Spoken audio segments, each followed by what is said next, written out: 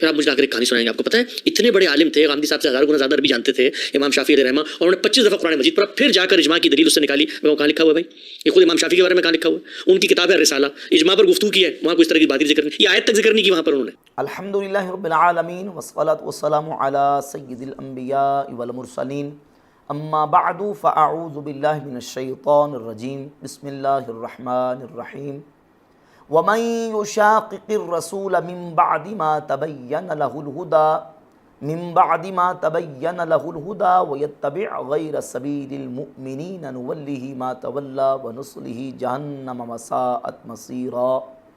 صدق اللہ مولانا العظیم. قرآن و سنت کی روشنی میں یہ بات بالکل واضح ہے کہ امت کا اجماع حجت ہے, دلیل ہے, اور امت مصطفیٰ علیہ صاحب الصلاۃ و تسلیمات وہ گمراہی پہ جمع نہیں ہو سکتی. سورۃ النساء کی آیت نمبر 115 میں اللہ رب العزت نے ارشاد فرمایا, اور جو ہدایت کا راستہ واضح ہو جانے کے بعد رسول کی مخالفت کرے اور ایمان والوں کے رستے کے غیر کی, یعنی ایمان والوں کا رستہ چھوڑ کر کسی اور رستے کی پیروی کرے, ہم اسے اس کی حالت پہ چھوڑ دیں گے اور اسے جہنم پہنچائیں گے جو کہ پلٹنے کی بری جگہ ہے. اللہ رب العزت نے اس آیت مبارکہ میں ایمان والوں کے رستے کو چھوڑنے والے کے بارے میں جہنم کی وعید ارشاد فرمائی کہ اللہ رب العزت اسے جہنم میں پھینکے گا جو ایمان والوں کے رستے کو چھوڑے گا. اس آیا مبارکہ سے امت کے ائمہ نے استدلال کرتے ہوئے اجماع کی حجیت اور اجماع کے دلیل ہونے کا ثبوت فراہم کیا ہے کہ قرآن مجید کی اس آیا مبارکہ سے یہ بات بالکل واضح ہوتی ہے کہ جس رستے پر ایمان والے قائم ہیں, چلے آ رہے ہیں, وہ رستہ ہدایت کا رستہ ہے, اور اسی راستے کو اختیار کرنا ضروری ہے, اس کو چھوڑنا یہ گمراہی ہے, بے دینی ہے. قرآن مجید کی اس آیا سے علماء امت نے, ائمہ دین نے استدلال کیا, بالخصوص امام محمد ابن ادریس شافعی رحمۃ اللہ تعالی علیہ, امام مجتہد, امام مطلق, انہوں نے بھی اس آیہ مبارکہ سے استدلال کرتے ہوئے اجماع کی حجیت اور اجماع کو دلیل ثابت کیا ہے. اس آیت سے استدلال کرتے ہوئے قرآن مجید بھی حجت ہے, سنت بھی حجت ہے, اور امت کا اجماع بھی حجت ہے جس مسئلہ پر امت کا اتفاق اور اجماع ہو جائے. لیکن غامدی صاحب کے نظریات اور غامدی صاحب کے فالورز, ان کے اسٹوڈنٹس کے نظریات باقی مسلمانوں سے چونکہ اجماع کے مسئلہ میں ہٹ کر ہیں, منفرد ہیں, تو وہ اجماع کی حجیت کے قائل نہیں, اجماع کو دلیل اور حجت نہیں مانتے. یہاں تک کہ یہ جو میں نے آپ کے سامنے امام محمد ابن ادریس شافعی رحمۃ اللہ علیہ کے حوالے سے عرض کیا کہ وہ اس آیہ مبارکہ سے استدلال کرتے ہوئے اجماع کی حجیت کا بیان کرتے تھے, اس کے بھی منکر ابھی جاوید احمد غامدی صاحب کے ایک چہیتے شاگرد حسن الیاس صاحب نے ایک پوڈ کاسٹ کے دوران یہاں تک دعویٰ کر دیا کہ یہ جو امام شافعی کے بارے میں کہا جاتا ہے کہ امام شافعی رحمۃ اللہ علیہ اس آیت سے اجماع کی حجیت کا بیان کرتے تھے, یہ امام شافعی سے ثابت نہیں ہے. اپنی مطالعہ کی کمی کی وجہ سے اور اپنی معلومات کے محدود ہونے کی وجہ سے یکسر انکار کر دیا کہ امام شافعی رحمۃ اللہ تعالی علیہ نے تو سورۃ النساء کی آیت نمبر 115 سے استدلال کر کے اجماع کی حجیت کا بیان کیا ہی نہیں ہے. جبکہ حقیقت یہ ہے کہ امام شافعی رحمۃ اللہ علیہ کے حوالے سے اس بات کو بہت سارے علماء نے اپنی کتابوں کے اندر ذکر کیا, اور امام شافعی رحمۃ اللہ کے مذہب کے بہت بڑے محدث امام ابو بکر احمد ابن الحسین بیہقی اپنی کتاب المدخل الی علم السنن کی جلد نمبر 1 کے اندر امام شافعی رحمۃ اللہ تعالی علیہ کے حوالے سے باقاعدہ اپنی سند کے ساتھ صفحہ نمبر 408 اور صفحہ نمبر 409 پہ اسی استدلال اور اسی بات کو بیان کرتے ہیں اپنی سند کے ساتھ امام شافعی رحمۃ اللہ تعالی علیہ کے شاگرد امام مزنی, ان سے کہ امام مزنی نے ایک لمبا واقعہ بیان کیا کہ ایک شخص امام شافعی رحمۃ اللہ تعالی علیہ کے پاس آیا تو آ کے پوچھا کہ آپ کس چیز کو دلیل قرار دیتے ہیں, تو آپ نے فرمایا کہ کتاب اللہ ہے, اس کے بعد سنت ہے, اور اس کے بعد امت کا اتفاق ہے. تو اس شخص نے کہا کہ امت کے اتفاق کے حوالے سے قرآن سے کوئی ثبوت اور دلیل بیان کرے. تو امام شافعی رحمۃ اللہ تعالی علیہ نے اس نے امام شافعی رحمۃ اللہ کو وقت دیا کہ 3 دن اور 3 راتیں آپ کے پاس ہیں, آپ مجھے دلیل آپ نے دینی ہے. جب وہ شخص دوبارہ امام شافعی رحمۃ اللہ تعالی علیہ کے پاس آیا تو صفحہ نمبر 409 پہ موجود ہے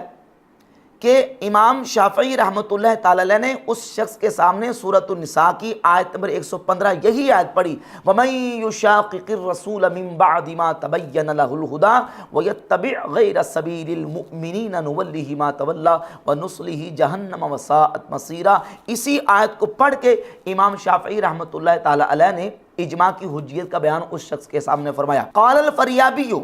قال المزنی ابی الربیع، فریابی ابو سعید محمد بن عقیل الفریابی وہ راوی بیان کرتے ہیں کہ امام مزنی جو کہ امام شافعی رحمۃ اللہ تعالی علیہ کے شاگرد ہیں، وہ کہتے ہیں کہ جب امام شافعی رحمۃ اللہ علیہ نے اس شخص کے سامنے قرآن کی سورۃ النساء کی آیت نمبر 115 اجماع کی حجیت اور دلیل پر بیان کی، وہ شخص بعد میں چلا گیا۔ فلما ذهب الرجل، جب وہ شخص چلا گیا تو امام شافعی رحمۃ اللہ تعالی علیہ نے فرمایا قرأت القرآن فی کل یوم ولیلۃ 3 مرات، فرماتے ہیں کہ میں نے، امام شافعی فرماتے ہیں کہ میں نے دن اور رات میں 3 مرتبہ، ہر دن اور رات میں 3 مرات، 3 مرتبہ قرآن مجید کی تلاوت کی، حتی وقفت علیہ، حتیٰ کہ میں اسی آیت پر آ کے ٹھہرا، سورۃ النساء کی آیت نمبر 115 پر، اور اسی آیت پر میں آ کے ٹھہرا کہ یہی آیت دلیل ہے اس بات کی کہ امت کا اجماع حجت ہے، امت کا اجماع دلیل ہے۔ یہ نہیں کہ 3 مرتبہ پڑھا تو مجھے 2 مرتبہ پتہ نہیں چلا اور تیسری مرتبہ مجھے پتہ چلا۔ اور یہ حسن نیاز صاحب کہہ رہے تھے کہ امام شافعی رحمۃ اللہ کے بارے میں کہ انہوں نے اتنی مرتبہ 25 مرتبہ انہوں نے قرآن مجید پڑھا تو انہیں 25 مرتبہ جو ہے وہ قرآن مجید میں سے اجماع کی حجیت کی دلیل نہ مل سکی، تو 25ویں مرتبہ آپ کو ملی۔ حالانکہ اس میں یہ ہے کہ امام شافعی رحمۃ اللہ فرماتے ہیں میں نے 3 دفعہ قرآن مجید کو پڑھا دن اور رات میں، ہر مرتبہ، تو ہر مرتبہ وقفت علیہ، میں اسی آیت پر آ کے ٹھہرا کہ جس سے ثابت ہوتا ہے کہ امت کا اجماع حجت ہے، دلیل ہے۔ تو امام شافعی رحمۃ اللہ تعالی علیہ کا سورۃ النساء کی آیت نمبر 115 سے استدلال کرنا بھی الحمدللہ تعالی، اس کا ثبوت امام بیہقی نے اپنی کتاب المدخل الی علم السنن کے اندر بیان کیا۔ اور اجماع کی حجیت پر احادیث مبارکہ بھی موجود ہیں، رسول اللہ صلی اللہ علیہ وآلہ وسلم کی وہ کثیر احادیث جس میں نبی پاک علیہ الصلوۃ والسلام نے امت کی جماعت کے ساتھ رہنے کا حکم دیا اور جماعت کا دامن تھامنے کا حکم دیا۔ وہ بھی اس بات کی دلیل ہے کہ جہاں اجماع ہوگا، جہاں اتفاق ہوگا، اسی پر رہنا ہے، اس سے کٹ کر جو نئے فرقے بنتے ہیں ان فرقوں کے اندر شامل نہیں ہونا۔ جامع ترمذی کے اندر 2165 نمبر حدیث ہے، کتاب الفتن کے اندر حضرت عمر ابن خطاب فاروق اعظم رضی اللہ تعالیٰ عنہ راوی ہیں کہ رسول اللہ صلی اللہ علیہ وآلہ وسلم نے خطبہ دیا اور فرمایا اوصیکم باصحابی، میں تمہیں اپنے صحابہ کی وصیت کرتا ہوں، یعنی صحابہ کے ساتھ جڑ کے رہنا، ثم الذین یلونہم، پھر صحابہ کے بعد تابعین کی، ثم الذین یلونہم، پھر تابعین کے بعد تبع تابعین کی۔ اور اسی حدیث میں ہے کہ علیکم بالجماعۃ وَإِيَّاكُمْ وَالْفُرْقَةَ، ہمیشہ مسلمانوں کی جماعت کو لازم پکڑنا، جماعت کے ساتھ رہنا اور جماعت سے کٹ کر بننے والے فرقوں سے بچ جانا۔ یہ بھی اجماع کی حجت اور اجماع کے دلیل ہونے کی باقاعدہ اللہ کے فضل و کرم سے یہ حدیث اس کا ثبوت ہے۔ اور اس کے علاوہ امام حاکم اپنی کتاب المستدرک علی الصحیحین میں 390 نمبر حدیث سے لے کر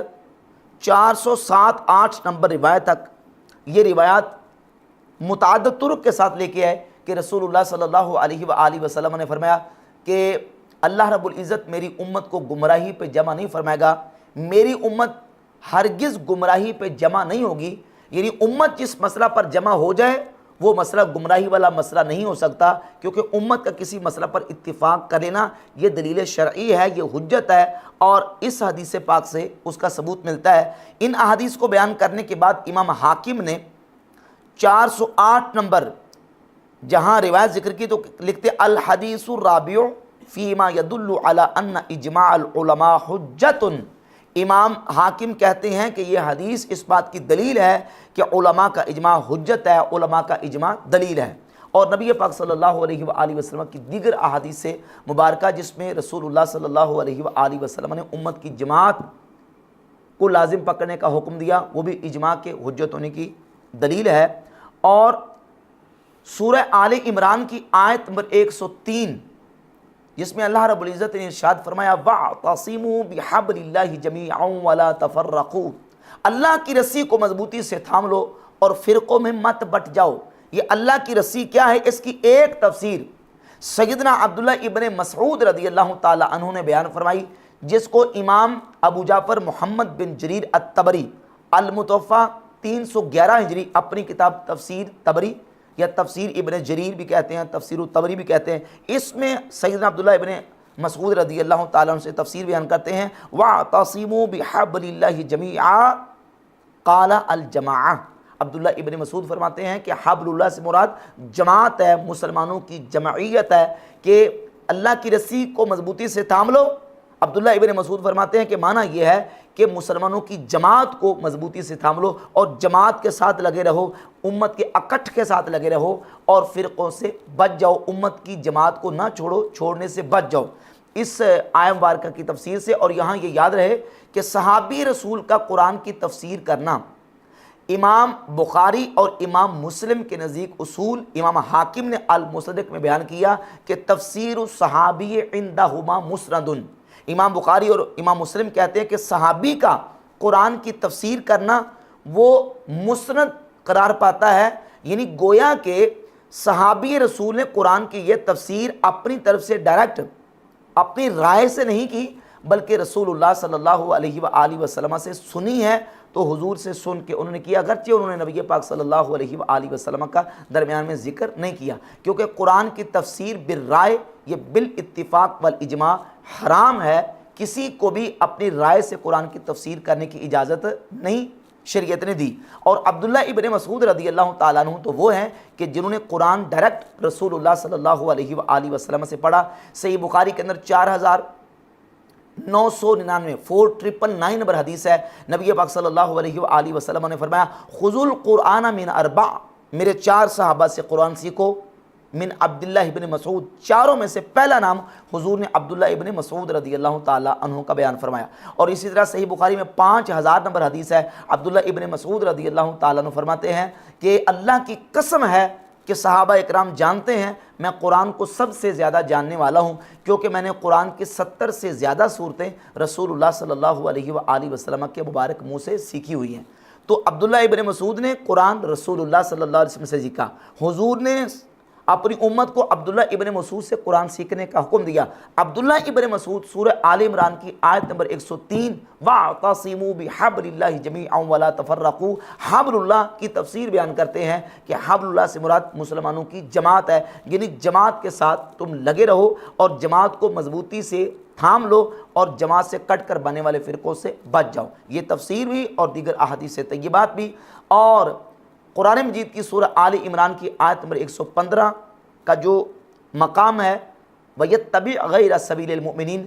ان تمام دلائل سے یہ بات بالکل واضح ہوتی ہے کہ امت کا اجماع حجت ہے، دلیل ہے، اور جو اجماع امت کا منکر ہے وہ راہ ہدایت سے بھٹکا ہوا ہے۔